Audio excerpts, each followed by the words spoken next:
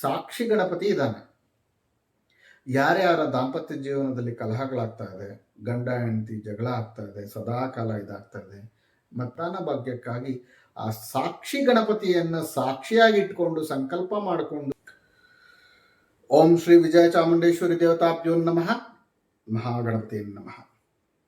ವೀಕ್ಷಕರೆಲ್ಲರಿಗೂ ಆ ಮಹಾಗಣಪತಿಯ ಅನುಗ್ರಹ ಹಾಗೂ ತಾಯಿ ವಿಜಯ ಚಾಮುಂಡೇಶ್ವರಿಯ ಅನುಗ್ರಹದಿಂದ ತಮ್ಮ ಮನೋಭಿಲಾಷಗಳೆಲ್ಲವೂ ಸಹ ಈಡೇರಲಿ ಅಂತ ಕೇಳ್ಕೊಳ್ತಾ, ಮುಂದೆ ಗಣಪತಿ ಹಬ್ಬ ಬರ್ತಾ ಇದೆ. ಹಾಗಾಗಿ ಗಣೇಶನ ಬಗ್ಗೆ ತಿಳಿಸ್ಕೊಡ್ತೇನೆ. ಯಾರಿಗೆಲ್ಲ ಗಣಪತಿ ಅಂದರೆ ಇಷ್ಟ ಇಲ್ಲ ಹೇಳಿ? ಚಿಕ್ಕ ಮಕ್ಕಳಿಂದ ಹಿಡಿದು ದೊಡ್ಡವರವರೆಗೂ ಸಹ ನಮ್ಮ ಚತುರ ಗಣಪತಿ ಎಲ್ಲರಿಗೂ ಇಷ್ಟ. ವಿಘ್ನಗಳನ್ನು ವಿನಾಶ ಮಾಡ್ತಕ್ಕಂಥ ಗಣಪತಿಯ ಬಗ್ಗೆ ಎಷ್ಟು ತಿಳ್ಕೊಂಡ್ರೂ ಸಹ ಮತ್ತಷ್ಟು ತಿಳ್ಕೋಬೇಕು ಅನ್ನೋದು ಆತುರ ಕಾತುರ ಎಲ್ಲರಿಗೂ ಇರುತ್ತೆ. ಗಣಪತಿಯ ಚರಿತ್ರೆನೇ ಹಾಗೆ, ಗಣಪತಿನೇ ಹಾಗೆ. ಗಣಪತಿಯನ್ನು ನೋಡ್ತಾ ಇದ್ದರೆ ಇನ್ನೂ ನೋಡ್ತಾ ಇರೋಣ ಅನಿಸುತ್ತೆ. ಈ ನಮ್ಮ ಗಣಪತಿಯ ಬಗ್ಗೆ ನಮಗೆಷ್ಟು ಗೊತ್ತಿದೆ, ನಾವು ಏನೆಲ್ಲ ಮಾಡ್ತೇವೆ ಗಣಪತಿಗಾಗಿ, ಹಾಗೂ ನಾವು ಮಾಡ್ತಕ್ಕಂಥ ಗಣಪತಿಗೆ ನಾವು ಮಾಡೋದು ಎಷ್ಟು ಸರಿ, ಎಷ್ಟು ತಪ್ಪುಗಳಿದ್ದಾವೆ ನಾವು ಮಾಡೋದ್ರಲ್ಲಿ ಅನ್ನೋದನ್ನು ಈ ವಿಡಿಯೋದಲ್ಲಿ ಮೊದಲಿಗೆ ನಾನು ತಿಳಿಸ್ಕೊಡ್ತೇನೆ. ಗಣಪತಿಯ ಬಗ್ಗೆ ಸ್ವಲ್ಪ ಅರಿವನ್ನು ಮೂಡಿಸೋದು ಅಥವಾ ಜಾಗೃತಿಯನ್ನು ಮೂಡಿಸೋದು, ಗಣಪತಿಗೆ ಯಾವ ರೀತಿ ಏನನ್ನು ಮಾಡಿದ್ರೆ ಗಣಪತಿ ಒಲಿಮೆಗೆ ನಾವು ಪಾತ್ರರಾಗ್ತೀವಿ ಅನ್ನೋದ್ರ ಬಗ್ಗೆ ಈ ವಿಡಿಯೋದಲ್ಲಿ ತಿಳಿಸ್ಕೊಡ್ತೇನೆ. ವಿಡಿಯೋನ ಸಂಪೂರ್ಣವಾಗಿ ನೋಡಿ. ಯಾರ ಮನೆಯಲ್ಲಿ ಗಣಪತಿ ಇಲ್ಲ ಹೇಳಿ? ಎಲ್ಲರ ಮನೆಯಲ್ಲೂ ಗಣಪತಿ ಇದೆ. ಒಂದು ಗೃಹ ಪ್ರವೇಶ ಆದರೂ ಅವರಿಗೆ ಗಿಫ್ಟಾಗಿ ಕೊಡೋದು ಸಹ ಗಣಪತಿಯನ್ನೇ. ಯಾರಿಗಾದರೂ ಏನೇ ಒಂದು ಫಂಕ್ಷನ್ ಆಗಲಿ, ಯಾವುದೇ ಒಂದು ಶುಭ ಸಮಾರಂಭಗಳಾಗಲಿ, ಯಾರಿಗೇ ಆಗಲಿ ಗಣಪತಿಯನ್ನು ನಾವು ಗಿಫ್ಟಾಗಿ ಕೊಡ್ತೇವೆ. ಮೋದಿಯವರು ಸಹ ಬಂದಿದ್ರು ಎಲ್ಲೋ ಲೈನ್ ಉದ್ಘಾಟನೆಗೆ. ಆಗ ನಮ್ಮ DK ಶಿವಕುಮಾರ್ ಅವರು ಸಹ ಗಣಪತಿ ವಿಗ್ರಹವನ್ನೇ ಅವರಿಗೆ ಗಿಫ್ಟಾಗಿ ಕೊಟ್ಟರು. ಅದು ಯಾರು ತಂದಿಟ್ಟಿದ್ರು ಅನ್ನೋದು ಅದೆಲ್ಲ ಬೇರೆ ಬೇರೆ ಆಯಿತು, ಅದಕ್ಕೆ ಬೇಡ. ಆದರೆ ಪ್ರತಿಯೊಂದು ಕಾರ್ಯದಲ್ಲೂ ನಾವು ಗಣಪತಿಯನ್ನು ನೆನೆಸ್ತೇವೆ, ಗಣಪತಿಯನ್ನು ಪೂಜೆ ಮಾಡ್ತೇವೆ ಮೊದಲು, ಹಾಗೆ ಗಣಪತಿಯನ್ನು ಗಿಫ್ಟಾಗಿ ಸಹ ಕೊಡ್ತೇವೆ. ಹಾಗೆ ಕೆಲವರ ಮನೆಗೆ ಕಾವಲುಗಾರನು ಸಹ ಗಣಪತಿಯೇ ಅಲ್ವಾ? ನಮ್ಮ ಜೀವನದಲ್ಲಿ ಬರ್ತಕ್ಕಂಥ ಎಲ್ಲ ಆಗು ಹೋಗುಗಳಿಗೂ ತೊಂದರೆಗಳಿಗೂ ಸಹ ಕಾರಣ ಈ ವಿನಾಯಕನೇ. ಇದನ್ನು ನಾನು ಮುಂದಿನ ವಿಡಿಯೋಗಳಲ್ಲಿ ತಿಳಿಸ್ತಾ ಬರ್ತೀನಿ. ವಿನಾಯಕನ ಬಗ್ಗೆ ಕೇಳಿ. ಮನೆಯಲ್ಲಿ ಗಣೇಶನ ಫೋಟೋಗಳು ಅಥವಾ ಗಣೇಶನ ವಿಗ್ರಹಗಳು ಎಷ್ಟಿರಬೇಕು? ಎಲ್ಲಿ ನೋಡಿದ್ರೂ ಗಣಪತಿ ವಿಗ್ರಹಗಳು, ಗಣಪತಿ ಫೋಟೋಗಳು ಕಾಣ್ತಾ ಇರುತ್ತೆ. ದೇವರ ಮನೆಯಲ್ಲಿ ಗಣಪತಿಯ ವಿಗ್ರಹ ಮತ್ತು ಗಣಪತಿಯ ಫೋಟೋ ಒಂದೊಂದೇ ಇರಬೇಕು, ಅದಕ್ಕಿಂತ ಹೆಚ್ಚಾಗಿರಬಾರದು. ದೇವರ ಮನೆಯಲ್ಲಿ ಒಂದು ಗಣಪತಿ ನೀಡಿ ಸಾಕು, ಅದು ಕೂತಿರ್ತಕ್ಕಂಥ ಗಣಪತಿ. ಕೆಲವರು ನೋಡೋದಕ್ಕೆ ತುಂಬ ಚೆನ್ನಾಗಿದೆ ಅಂತ ಹೇಳ್ಬಿಟ್ಟು ಮಲ್ಕೊಂಡಿರೋ ಗಣಪತಿ, ನಾಟ್ಯವಾಡ್ತಿರ್ತಕ್ಕಂಥ ಗಣಪತಿ, ನೃತ್ಯ ಗಣಪತಿ, ಡೋಲು ಬಾರಿಸ್ತಿರ್ತಕ್ಕಂಥ ಗಣಪತಿ, ನಾನಾ ವಿಧವಾದಂಥ ಗಣಪತಿಗಳನ್ನು ತಗೊಂಬಂದಿರ್ತಾರೆ. ಈ ಥರವು ತಗೊಂಬಂದು ಮನೇಲಿ ಇಟ್ಟಾಗ ಓದ್ತಕ್ಕಂಥ ಮಕ್ಕಳಿದ್ರೆ ಮಲಗಿರೋ ಗಣಪತಿ ಇಟ್ಟರೆ ಮಕ್ಕಳು ಯಾವಾಗಲೂ ಮಲಗಿರ್ತಾರೆ. ಇನ್ನು ಕುಣಿತಕ್ಕಂಥ ಗಣಪತಿ, ನೃತ್ಯ ಆಡ್ತಕ್ಕಂಥ ಗಣಪತಿಯನ್ನು ತಂದಿಟ್ಟಾಗ ಮನೇಲಿ ಎಲ್ಲರೂ ಡ್ಯಾನ್ಸ್ ಆಡ್ತಿರ್ತಾರೆ. ಒಬ್ರಿಗೊಬ್ರಿಗೆ ಅನ್ಯೋನ್ಯತೆ ಇಲ್ಲದೆ ಡ್ಯಾನ್ಸ್ ಅಂತಂದರೆ ಕಚ್ಚಾಡೋದು ಅಥವಾ ಏನೋ ಒಂದು ರೀತಿಯಾದಂಥ ತೊಂದರೆಗಳಲ್ಲಿ ಅನುಭವಿಸ್ತಾ ಇರ್ತಾರೆ. ಅದೇ ರೀತಿಯಾಗಿ ಎಲ್ಲರ ಮನೆ ಬಾಗಿಲಲ್ಲೂ ಸಹ ದೃಷ್ಟಿ ಗಣಪತಿ ಫೋಟೋವನ್ನು ಮನೆ ಬಾಗಿಲಲ್ಲೇ ಹಾಕಿರ್ತಾರೆ. ಇದು ಯಾರು ಹೇಳಿದ್ರು ಹಾಕಲಿಕ್ಕೆ ನನಗಂತೂ ಗೊತ್ತಿಲ್ಲ. ನಮ್ಮ ಗಣಪತಿ ನಮ್ಮ ದೇವ್ರ ಮನೆಯಲ್ಲಿರಬೇಕು ಹಾಗೂ ನಮ್ಮ ಮನಸ್ಸಲ್ಲಿರಬೇಕು, ಮನೆ ವಾಚ್ಮ್ಯಾನ್ ಆಗಲ್ಲ. ಗಣಪತಿ ಅಂದ್ರೇ ಸುಂದರವಾಗಿರಬೇಕು, ಗಣಪತಿ ಅಂದರೆ ನಗುಮುಖದಲ್ಲಿರಬೇಕು, ಗಣಪತಿ ನೋಡಿದ್ರೆ ಮತ್ತೊಮ್ಮೆ ನೋಡ್ತಾ ಇರಬೇಕು ಅಂತ ಅನ್ನಿಸ್ಬೇಕು. ಅದು ಬಿಟ್ಟು ದೃಷ್ಟಿ ಗಣಪತಿ ಅಂತ ಹೇಳ್ಬಿಟ್ಟು ಇಷ್ಟಿಷ್ಟಪ್ಪ ಕಣ್ಣುಗಳಿರೋ ಗಣಪತಿ ತಗೊಂಬಂದು ಮನೆ ಬಾಗಿಲಲ್ಲಿ ಹಾಕ್ತೀರ. ಇದರಿಂದ ಗಣಪತಿಯ ಒಲಿಮೆಗೆ ಪಾತ್ರರಾಗೋ ಬದಲು ಗಣಪತಿಯ ಒಲಿಮೆಯಿಂದ ದೂರ ಆಗ್ತೀರ. ಕಾರಣ ಏನು? ಗಣಪತಿನ ನೀವು ಒಂದು ದೃಷ್ಟಿಗೊಂಬೆ ಥರ ನೋಡ್ತಿದ್ದೀರ. ಗಣಪತಿ ಪ್ರಥಮ ಪೂಜ್ಯ, ಗಣಪತಿಗೆ ಪೂಜೆ ಅಂದರೆ ಇಷ್ಟ. ಆದರೆ ನೀವು ತಗೊಂಡೋಗಿ ಏನು ಮಾಡ್ತೀರಾ? ದೃಷ್ಟಿ ಗಣಪತಿ ಬಾಗಿಲಲ್ಲಿ ಹಾಕ್ತೀರ, ವಾಚ್ಮೆನ್ ಥರ. ಇದು ತಪ್ಪು. ಎಲ್ಲ ಮನೆಗಳಲ್ಲೂ ಸಹ ದೃಷ್ಟಿ ಗಣಪತಿಯನ್ನು ಮನೆ ಬಾಗಿಲಲ್ಲಿ ಹಾಕಿರ್ತಾರೆ, ಆಚೆ ನೋಡೋರಿಗೆ. ಮಹಾಗಣಪತಿ ಪ್ರಥಮ ಪೂಜ್ಯ. ಪ್ರಥಮ ಪೂಜ್ಯ ಅಂದರೆ ಎಷ್ಟು ಇಂಪಾರ್ಟೆಂಟ್.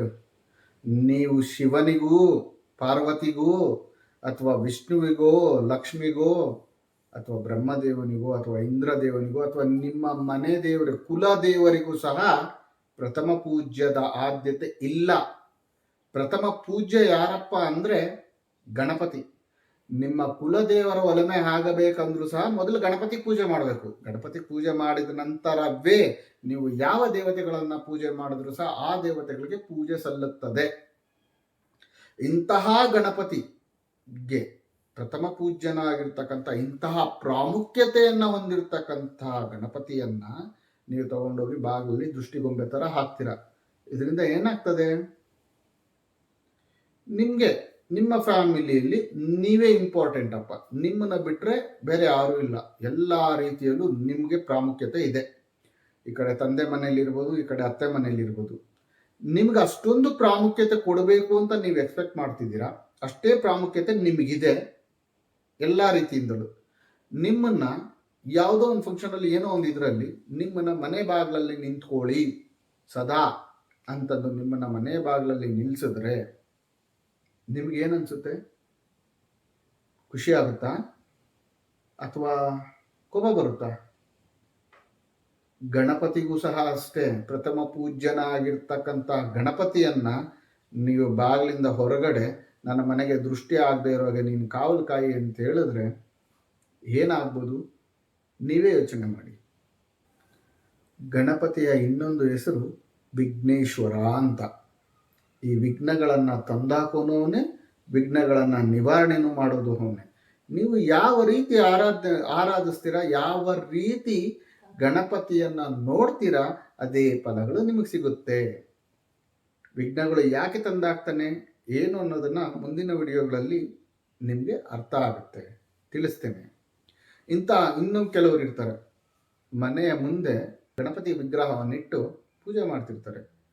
ಅದು ಎಲ್ಲಿ? ಮನೆಯ ಗೇಟ ಪಕ್ಕದಲ್ಲಿ. ನಿತ್ಯ ಪೂಜೆ ಮಾಡ್ತಿದ್ದಾರೆ, ಓಕೆ, ಆದರೂ ಸಹ ಅದು ತಪ್ಪೇ. ಯಾಕೆಂದರೆ ಮನೆಯಿಂದ ಹೊರಗಡೆ ಇಟ್ಟಿದ್ದಾರೆ ಗಣಪತಿಯನ್ನು. ಗಣಪತಿ ಅಂದರೆ ನಮ್ಮ ಜೀವನದಲ್ಲಿ ಅತಿ ಮುಖ್ಯ ಪಾತ್ರವನ್ನು ವಹಿಸ್ತಕ್ಕಂಥವ್ರು. ನಿಮ್ಮ ಜೀವನದಲ್ಲಿ ಅಂದರೆ ನಿಮ್ಮ ದೇಹದಲ್ಲಿ ಹೃದಯ ಇಲ್ಲ ಅಂದರೆ ನೀವಿಲ್ಲ. ಹಾಗೇನೆ ನಮ್ಮ ಜೀವನದಲ್ಲಿ ಗಣಪತಿಯ ಒಲಮೆ ಇಲ್ಲ ಅಂದರೆ ನಮ್ಮ ಯಾವ ಕೆಲಸ ಕಾರ್ಯಗಳು ಸಹ ಆಗೋದೇ ಇಲ್ಲ. ಅಂತಹ ಗಣಪತಿಯನ್ನು ನಾವು ಎಷ್ಟು ಗೌರವ ಕೊಡಬೇಕು ಮತ್ತು ಯಾವ ರೀತಿ ನೋಡಬೇಕು ಅನ್ನೋದನ್ನ ನೀವೇ ತಿಳ್ಕೊಳ್ಳಿ. ಇನ್ನು ಎರಡನೇದಾಗಿ ದೇವಸ್ಥಾನಗಳಲ್ಲಿರ್ಬೋದು, ಸರ್ವೇ ಸಾಮಾನ್ಯವಾಗಿ ನಾನು ನೋಡಿದ್ದೇನೆ, ಹಾಗಾಗಿ ಹೇಳ್ತಿದ್ದೇನೆ ಈ ವಿಷಯನ. ಗಣಪತಿಗೆ ತುಳಸಿಯನ್ನು ಅರ್ಪಿಸ್ತಾರೆ. ಯಾವುದೇ ಕಾರಣಕ್ಕೂ ಗಣಪತಿಗೆ ತುಳಸಿಯನ್ನು ಅರ್ಪಿಸಬಾರದು. ಶಿವ ಪರಿವಾರಕ್ಕೆ ತುಳಸಿ ಆಗೋದಿಲ್ಲ. ತುಳಸಿಯನ್ನ ಶಿವ ಪರಿವಾರ ದೇವತೆಗಳಿಗೆ ಅರ್ಪಣೆ ಮಾಡಬಾರದು. ನೀವು ಗರಕೆಯನ್ನು ಅರ್ಪಿಸಿ ಗಣಪತಿಗೆ, ಎಲ್ಲವನ್ನ ಅರ್ಪಿಸಿ, ಆದರೆ ತುಳಸಿನ ಮಾತ್ರ ಯಾವುದೇ ಕಾರಣಕ್ಕೂ ಗಣಪತಿಗೆ ಅರ್ಪಿಸಬೇಡಿ. ಗಣಪತಿಗೆ ಹೂವಲ್ಲಿ ಇನ್ನೊಂದು ಅತ್ಯಂತ ತುಂಬ ಪ್ರೀತಿ ಪಾತ್ರ, ತುಂಬ ಇಷ್ಟ ಯಾವುದಪ್ಪ ಹೂವು ಅಂದರೆ ಅದು ಮಂದಾರ ಹೂ, ಅಂದರೆ ಕೆಂಪು ದಾಸವಾಳ ಹೂ. ಈ ಕೆಂಪು ದಾಸವಾಳ ಹೂವನ್ನು ಗಣಪತಿಗೆ ಅರ್ಪಣೆ ಮಾಡೋದ್ರಿಂದ ಅವನು ಸಂಪೂರ್ಣವಾಗಿ ಸಂತುಷ್ಟನಾಗ್ತಾನೆ. ಅದೇ ರೀತಿಯಾಗಿ ನಮ್ಮ ಗಣಪತಿ ತಿಂಡಿ ಪೋತ. ನೀವು ಸಿಹಿ ತಿಂಡಿಗಳನ್ನು ಎಷ್ಟು ಗಣಪತಿಗೆ ಅರ್ಪಿಸ್ತೀರಾ ಅಷ್ಟು ಗಣಪತಿಯ ಅನುಗ್ರಹ ಆಗುತ್ತೆ. ಹೀಗೆ ನಿಮಗೆ ಗೊತ್ತಿಲ್ಲದೆ ಆಗ್ತಿರ್ತಕ್ಕಂಥ ಗಣಪತಿ ವಿಚಾರದಲ್ಲಿ ನೀವು ಮಾಡ್ಕೊಳ್ತಿರ್ತಕ್ಕಂತಹ ತಪ್ಪುಗಳನ್ನು ಸರಿ ಮಾಡ್ಕೊಳ್ಳಿ. ಹಾಗೂ ಗಣಪತಿ ಒಲಿಮೆಗೆ ಪಾತ್ರರಾಗಿ. ಒಂದು ಕ್ಷೇತ್ರ ದರ್ಶನ ಮಾಡೋದ್ರಿಂದ ದಾಂಪತ್ಯ ಜೀವನದಲ್ಲಿ ಆಗ್ತಿರ್ತಕ್ಕಂಥ ಕಲಹಗಳು ನಿವಾರಣೆ ಆಗ್ತವೆ. ಅದ್ಯಾವುದಪ್ಪ ಅಂದರೆ ಬೆಂಗಳೂರಿಗೆ ತುಂಬ ಹತ್ರ ಆಗಿದೆ ಘಾಟಿ ಸುಬ್ರಹ್ಮಣ್ಯ ಸ್ವಾಮಿ ದೇವಸ್ಥಾನ. ಈ ಘಾಟಿ ಸುಬ್ರಹ್ಮಣ್ಯ ಸ್ವಾಮಿ ದೇವಸ್ಥಾನದ ಹಿಂಭಾಗದಲ್ಲಿ ಒಂದು ನಾಗರಕಟ್ಟೆ ಇದೆ, ಅರಳಿಕಟ್ಟೆ ಇದೆ. ಅಲ್ಲಿ ಸಾಕ್ಷಿ ಗಣಪತಿ ಇದ್ದಾನೆ.